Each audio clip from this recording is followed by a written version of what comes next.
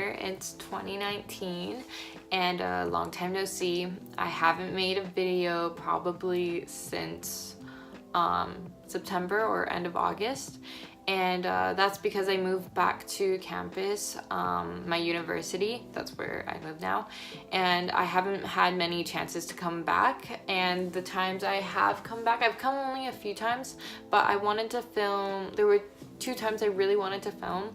I had everything ready. I had like all my food and stuff ready, but basically I was missing my equipment. I'm really dumb, I misplaced them. Now I found it, which is why I'm able to make this video now. But yeah, that's basically my excuse for why I haven't made any videos these past few months. But anyways, today I'll be showing you how to make onigiri.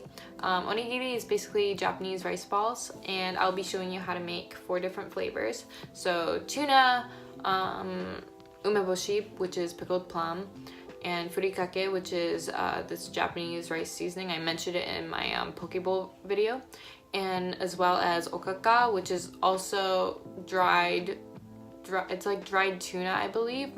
They're also called bonito flakes. I don't know what bonito means, but that will be mixed with as well as soy sauce. So 4 different flavors.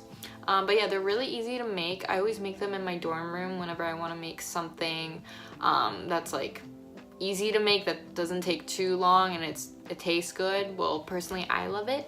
But yeah, I hope you'll get the chance to make these if you like to try Japanese food. But yeah, I'll stop talking now and let's go right into the video.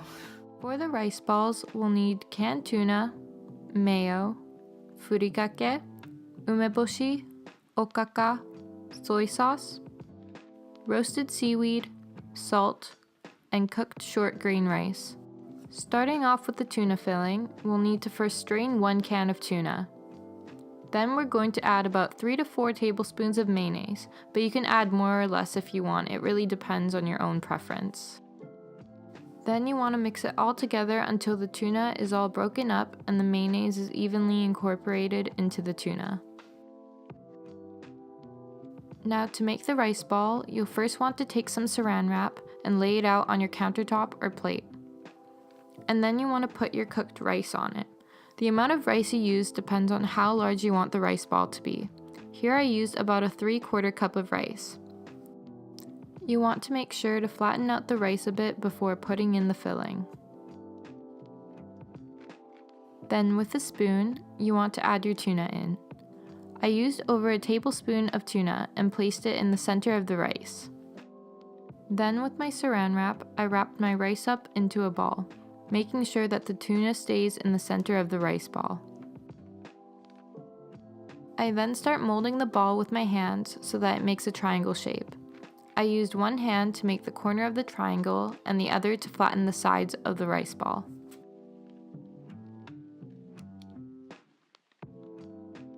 Once I'm done, I'm going to wet my hands with some water to prevent the rice from sticking to my hands, and as well sprinkle some salt into my hands.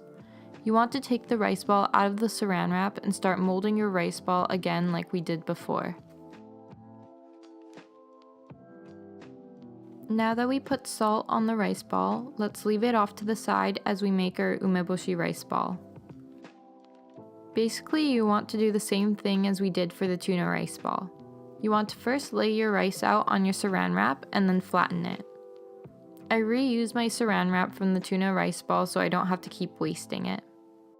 I place the umeboshi in the center of the rice, and then I folded up the rice so that it turns into a ball. And then we start shaping it like we did before. Then let's take the ball out of the saran wrap and add water and salt to our hands and start molding it into a triangle. And now set it aside. Now for the furikake rice ball, I added 1 cup of rice to my bowl and added about a heaping tablespoon of furikake and mixed it all together.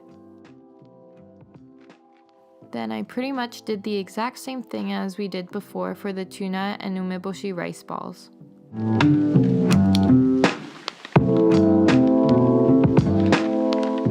And now for the okaka and soy sauce flavored rice ball, I added 1 cup of rice to my bowl and about 2 tablespoons of okaka, which is about half the packet. Then I mixed the two together. Once it's evenly mixed, I added about 1.5 teaspoons of soy sauce and then I mixed it together again. And once again, we're going to start molding and salting the rice ball like we did before. Now that we have all of our rice balls done, we're going to cut our seaweed. I cut my seaweed into 4 strips and so that it's short enough to sandwich the rice ball so that it sort of looks like the rice ball emoji. There's honestly no right or wrong way to wrap your rice ball in seaweed. Some people even use half a sheet of seaweed and wrap the rice ball so that it looks more like a cone. Now that the seaweed is on, we're finished.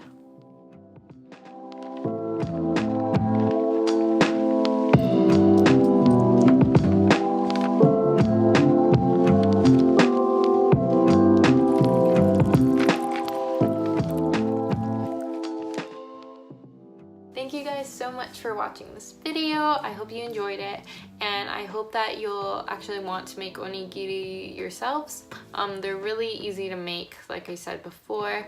But yeah, I don't know when the next time I'll be posting actually, because I am going back to my university in a few hours, and I don't know when I'll be coming back, so hopefully within the next like few weeks or something.